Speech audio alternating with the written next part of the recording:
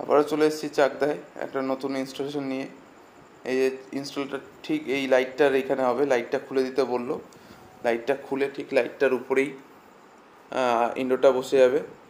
ইনডোরটা বসার পর এবার আউটডোরটাও কোথায় বসবে আমি দেখিয়ে দিচ্ছি। তার আগে ইনডোরটার পেটি খুলে ইনডোরটা বের করে আপনাদের দেখিয়ে দিই কী কোম্পানির দেখেই নিয়েছেন। একদম পুরো লাল কালারে লেখা আছে। আর এই যে কভার খুলে দিল, এই যে দেখতে পাচ্ছেন একই হোয়াইট কালারের এসি। আর এখান দিয়ে ফুটোটা হবে, আর এ বসবে ঠিক ওই জানলাটার উপরে, সানসেটটার উপরে ঠিক ওই জায়গাটাই বসবে। আর ফুটোটাও ঠিক ওই জায়গাটাই হবে। এই যে ইনডোরটা বসিয়ে দিলাম, প্লেট লাগানো, ফুটো ফাটা কমপ্লিট। তারপরে ইনডোরটা লাগিয়ে দিলাম। আর এই যে আউটডোরে চলে এসেছি, আউটডোরে স্ট্যান্ডটা লাগাচ্ছি, লাগিয়ে আউটডোরটাও ঝুলিয়ে দেবো। আউটডোরটা ঝুলিয়ে কপার পাইপটা লাগিয়ে দেবো একদম। এই যে লাগিয়ে ঠাকিয়ে ভ্যাকুম ট্যাকুম করে এই যে মেশিনটা অন করে দিয়েছি।